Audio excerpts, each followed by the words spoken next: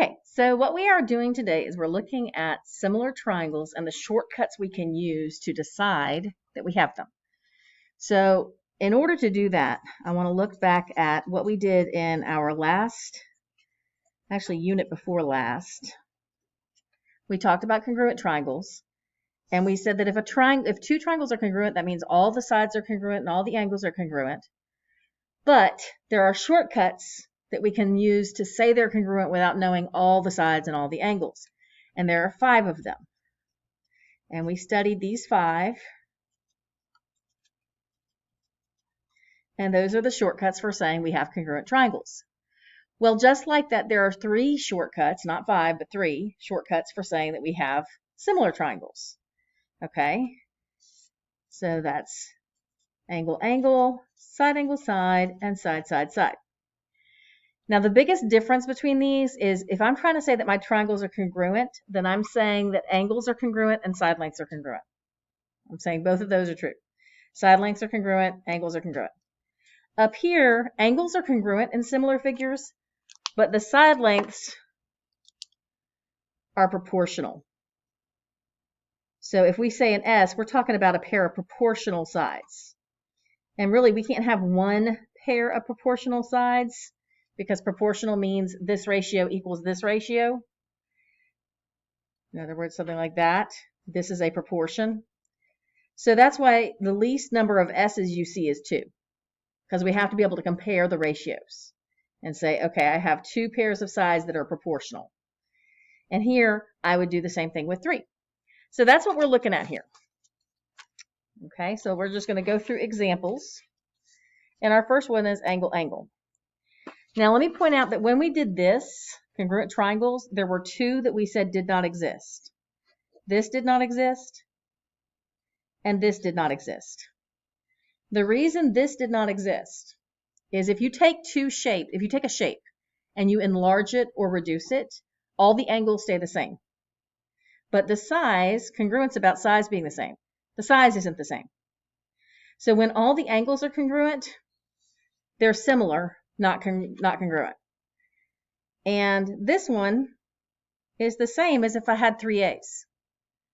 The reason we don't have to have 3 A's is because if I know 2 of the pairs of angles are congruent, then the third one I would get from subtracting from 180, so it would have to be the same also. That's actually called the third angle theorem. So because of the third angle theorem, I only need 2 angles that are congruent to know that all 3 angles are congruent. Okay?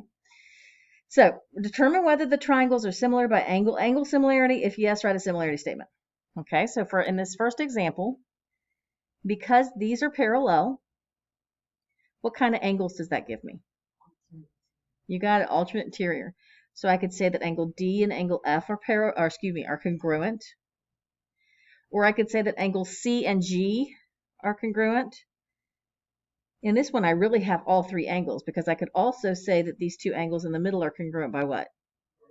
Vertical angles. So yes, I definitely have 2 pairs of angles because I have all 3 pairs of angles. So my similarity statement, it really doesn't matter technically how you write the first one. Like the first triangle that you name, it doesn't really matter how you name it. What matters is that once you've named one of the triangles, when you name the other, you make sure that the first letter goes with this first letter, the second letter goes with this letter, and etc. So C goes with G. Remember, this is the symbol for similar. So G is going to go first. D goes with F, so F is going to go second. And E goes with E. So that's what I'm being asked to do there. Okay, next, let's go to number 2 next. Number 2 has another pair of parallel sides, but this time there's no alternate interior angles. What kind of angles are there instead? It starts with a C. Corresponding, there you go. They are congruent, but we have corresponding angles here and here. And we have corresponding angles here and here. And again, you also know that L is congruent to itself, and it's in both triangles. Remember, when you're looking at a picture like this, if you're having trouble seeing what goes together, it's not a bad idea to redraw it separately. like that can kind of show us that L is a pair. It's in both triangles. Okay, so again, we have all three pairs of angles. So yes, we definitely have two angles. So we have angle, angle. So I'm going to name, how about LQP first? Is similar to, and then L goes with L. What goes with Q? M. What goes with P? N. Good. Okay. Now notice in number 3 and number 4, you don't know all the angles. Like just because 90 and 39 is not the same as 90 and 51, both of these are missing an angle, so I would have to find the missing angle before I could tell for sure whether these were congruent. Same thing over here. These two don't look the same as these two, but there's a missing angle. So like maybe this angle is 54. How do I find the missing angle? Yep. Add them together and subtract from 180. You got it. Let's go ahead and do that on this one. Let's do number 5 next. So in number 5, BCN, triangle BCN, has a 91 and a 67, and I need to find this angle right here. So I'm going to do 180 minus 91 plus 67. If you want to do it the way I'm doing it, make sure you use those parentheses. It would work just as well if you did this.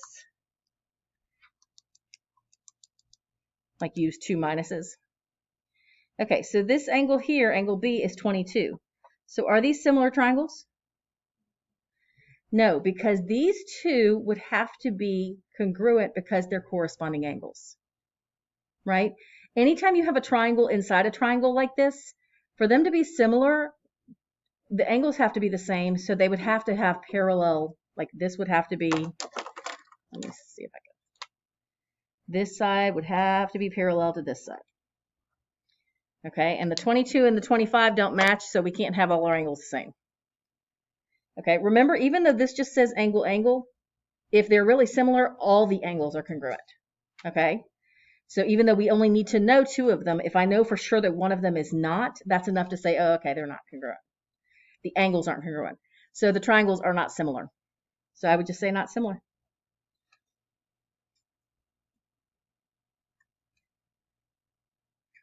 Okay, moving on, side, side, side. So determine whether the angles are, triangles, are similar by side, side, side similarity. If yes, write a similarity statement. So remember that the key here is angles had to be congruent. Okay, so I'm going to write that. Congruent angles. When we have similar figures, we have congruent angles. But when we're talking about side lengths, they have to be proportional, not congruent. Proportional sides. Okay, that was the thing I was talking about right here. They have to work like this. Okay, so this one, we have to have all 3 pairs of sides proportional. So the trick on these is to make sure you compare the right ones. And to compare the right ones, you need to make sure you know which one is like the smallest side, which one is the biggest side, that kind of thing. In other words, on these 2 triangles, I'm going to compare the 9 with the 14 because those are both the smallest. And I'm going to compare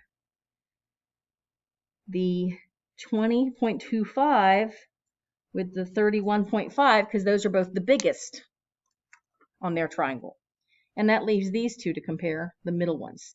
So in other words, I'm asking myself whether 9 over 14 equals 13.5 over 21, and whether that equals 20.25 over 31.5. I think the easiest way with this, when you have 3 fractions, if you just have 2, it's easy enough to cross multiply. Okay? And sometimes another option that's also easy, sometimes it's easy just to reduce them to make them all the same fraction. And especially if you're using this kind of calculator, that can be a good method. I'll show you that in a second. But another method is just to go ahead and change them all to decimals, because this means division. That's what a fraction means, right? So I'm going to do 9 divided by 14, 13.5 divided by 21, and 20.25 divided by 31.5. And notice I get exactly the same thing. It couldn't be like, oh, it's close, but it's rounded. It can't, that's not work. That doesn't work. It has to be exactly the same decimal. You sure can. Yes. This could be done with 3 fractions or just with 2 fractions to compare them. Yes. Okay, so yeah, I'm going to sort of make a little check mark that yes, these are equal. It's kind of like it had a question mark there before. So yes, and my similarity statement is KNR is similar to. Now, when you don't have any angles, it gets a little bit harder to see which vertex goes with which one. If I look at K is the vertex where the smallest side meets the largest side. So I'm going to come over here and look for smallest side and largest side, and D is where they meet. So D goes with K. And then N, I'm going to, next letter N. N is at the other end of the smallest side from K. So here's the smallest side over here. We started with D. The other end of that is E. And then that just leaves us with S.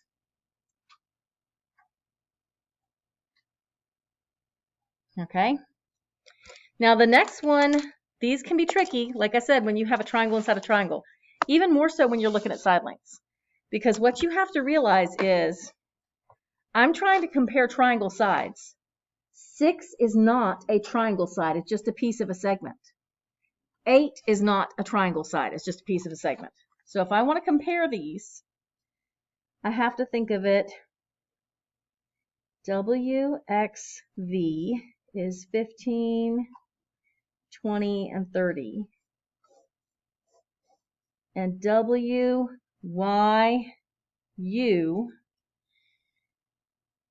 WY is 15 plus 16. Excuse me, 15 plus 6. So that's 21. And WU is 20 plus 8, so that's 28. And then YU we already know is 42. So this is what I'm comparing. So be really careful with that. That's a common error point, is when you have these little bits and pieces of sides, you got to be careful not to compare them to whole sides of the triangle.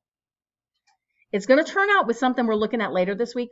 You can compare the bits and pieces to other bits and pieces, but you can't compare it as a whole side of a triangle. Like I wouldn't want to say 15 over 6 equals 30 over 42, because 42 is an entire side of a triangle. 6 is not.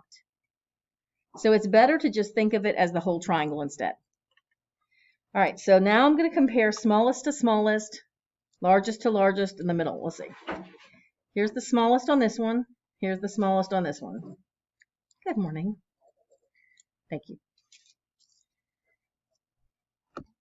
Okay, so that's smallest and smallest, and here is, thank you, largest and largest. So that's how I'm going to compare them. So I've got 15 over 21 has to equal the 2 in the middle, and that has to equal the biggest ones. You really do have to be intentional about making sure you're comparing the smallest to the smallest and the biggest to the biggest. You can't count on the idea that it just, oh, it's the way it looks. Okay, so let me do it with this one. I want to do it by just comparing them as a fraction, because on this type of calculator, it will simplify it. If you put it in as a fraction, it'll give you the simplified form. Okay, so there we go. And then 20 over 28, also 5/7. And then 30 over 42, also 5/7. So they all give you the same thing. So yes, they are all proportional. So I'm going to say yep. And triangle WXV, I'm starting at W and going across the little side and then across the big side. So little side to big side here would be WYU. So WXV is similar to WYU. And that's my answer for that one. Okay, so looking at number 9, that's very similar to what we just did. We're just going to go smallest side over smallest side, middle over middle, biggest over biggest, and compare that. Same thing here. This one has a little twist. These are right triangles, and we don't know all 3 sides. So what we're going to have to do is we're going to have to use the Pythagorean theorem. Okay, so let's just look at that for a second. The way the Pythagorean theorem works, it's for right triangles only, and it's one leg squared plus the other leg squared equals the hypotenuse squared. A lot of times we say that's a squared plus b squared equals c squared, but it's important to realize that c has to be your hypotenuse. So it's the leg squared plus the leg squared equals the hypotenuse squared. So for this one, the legs, remember, are the 2 sides that meet at the right angle. So this is leg squared plus, I'm going to call that m. The other leg squared equals the hypotenuse squared.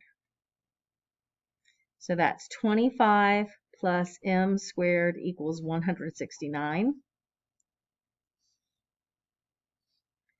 So m squared equals 144. And if I take the square root of both sides, I will get that m is 12. So this side right here is 12.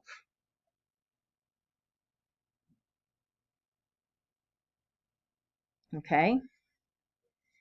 Now on this one, remember the 2 legs are the ones that meet at the right angle. So these 2 are the legs. So leg squared plus leg squared equals hypotenuse squared.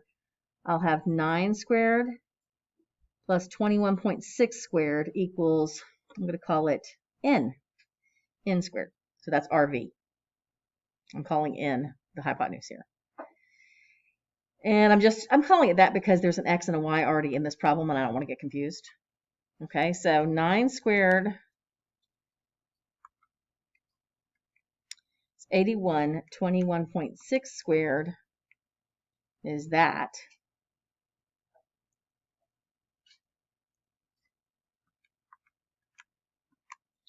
And that gives me that. So n squared is 547.56. Okay, I'm going to take the square root of both sides.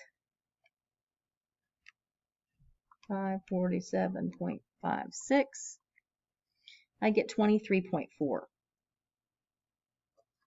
So the hypotenuse of this triangle is 23.4. And then I can compare my sides. Okay, so I had to use the Pythagorean theorem because it was a right triangle and had missing sides.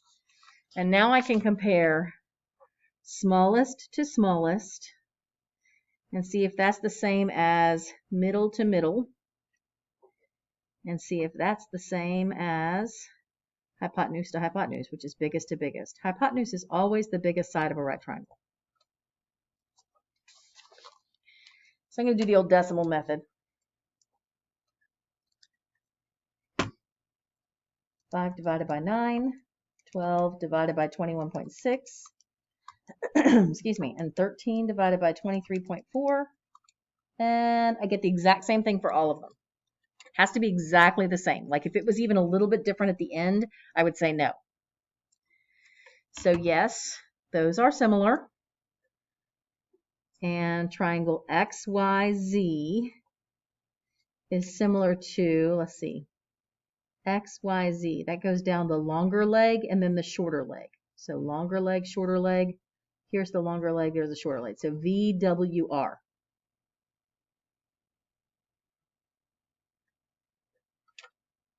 And this is all by side, side, side. All these ones we've just been doing by side, side, side. And now we're going to do the last one. The last one is side angle side. It still means that the sides have to be proportional, not congruent. The angles have to be congruent. And it does need to be, just like with triangle congruence, it has to be the angle that's in between them. Okay, so here, for instance, I know that these 2 angles are vertical angles. So it is the angle between the 2 sides. Be careful with this. This is why I've been emphasizing the whole smaller to smaller, larger to larger. If you compare 24 over 12 to 48 over 6, you'll say those aren't similar. But they are similar. 24 is smaller than 48. So that doesn't go with the 12 over here, it goes with the 6. So it's kind of a crisscrossy thing, and that happens a lot. 24 goes with 6, 48 goes with 12. How do I know? Because 24 is the smaller on this triangle, and 6 is the smaller on this triangle. So that's what I compare. And then I compare the larger with the larger. So 24 over 6 is 4. 48 over 12 is 4. So yes, triangle ESR is similar to triangle EGF. Remember that they're sort of crisscrossy, so ESR goes with EGF.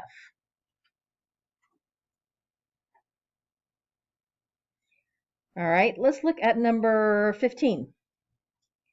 What kind of angle pair do I know is congruent there? It's not alternate interior. There are some alternate interiors there, but they don't really help us. Not vertical. Corresponding angles. Good. I have corresponding angles right here and here. Okay, I have corresponding angles because the lines are parallel. And those are the angles that are between the sides. So if those sides are proportional, then it would be SAS. So now I got to check and see if the sides are proportional. So 36 is smaller than 54. So 36 goes with 22 because that's smaller than 33. So 36 to 22 has to equal the bigger to the bigger. And 36 divided by 22, 54 divided by 33. I get exactly the same thing, so yes. So yes, triangle CMP is similar to triangle RPQ by side angle side.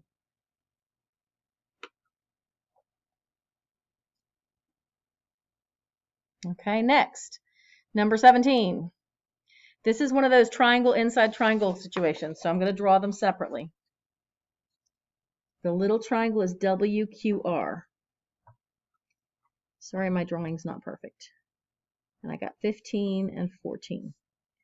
The bigger triangle is WSZ. Okay, remember that 30 is not the side, 30 is part of the side. So I have to add up 30 plus 15 to get WS. That's 45. 30 plus 15 is where I got this. So over here I have to add 14 plus 28, and that gives me 42. So now these are what I'm comparing. That's only two sides, so I can't have SSS, but I do have an angle in between it that has to be congruent because angle W is angle W. It's in both triangles. So I'm just checking to see if 15 over 45 equals 14 over 42. Does it?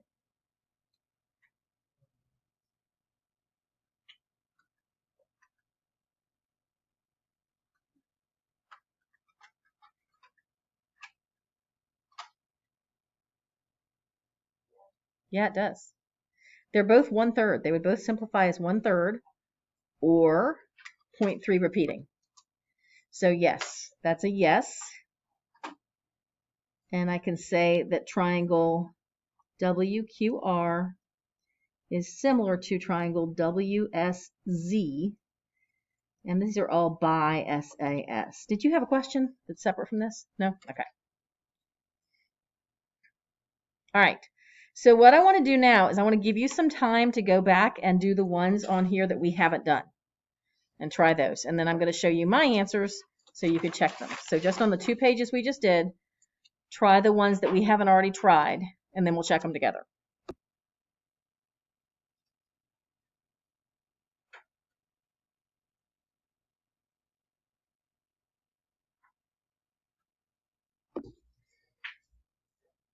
All right, so hang on one second, my screen is frozen.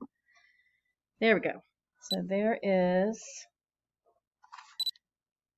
3, 4, and 5. Come on. There we go. 3, 4, and 5. I mean 3, 4, and 6, sorry. I circled the ones we hadn't earlier done.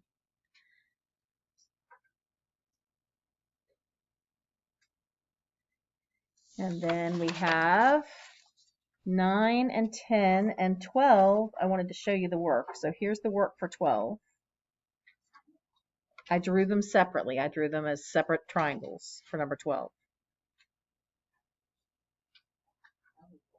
Sure. Are you supposed to, like, for number 10, are you supposed to, like, tell how the person will work?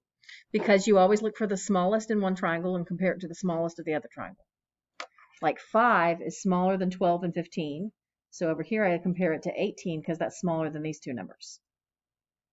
So I compare the smallest two sides, and I compare the largest two sides, and I compare the two in the middle. So you just think about the sides from smallest to largest and compare them in that order. How do you know what goes on top of what? It would work either way. Good question. If I put 18 over 5, that would be fine. Like I'd do 18 over 5, 43.2 over 12, 54 over 15. Either one would be fine. How do you know, like, what order to put the like ARP? Well, the first one that you write, you can write in any letter you want to. You could have written PAR or RPA or whatever you want. The second one, you have to make sure you compare and you figure out which one would go with which one. So yours can look completely different from mine and still be right. Let me just go ahead and show you the rest of these answers real quick before we hit the bell. And again, because of 18 is one triangle inside another, I wanted to show it to you all separated out. So let me see if I can fit it to the side. There you go. So 18 is also not similar. Okay. Now, your homework for this section is going to be this next page. But let me just tell you what I'm going to suggest is that you not do it tonight, because tomorrow we turn our attention to reviewing for the midterm. So I'm going to post a couple of unit reviews for the midterm. You don't have to do all of them, but I would look through and see what you remember and try some of them, at least the ones that you're not sure you remember how to do, and then we can go over them tomorrow. And then after you take your midterm on Wednesday, then you can go back and do this homework for Wednesday night, okay? All righty.